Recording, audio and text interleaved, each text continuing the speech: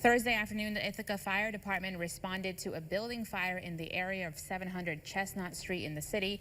Upon arrival, crews were met with heavy fire and smoke, and a third alarm was immediately called to bring in off-duty crews and mutual aid partners. According to the department, the situation was under control in under a half an hour, and crews remained throughout the evening putting out hot spots. There were no injuries reported. However, the apartment building is a total loss. The cause of the fire is under investigation in Tompkins County.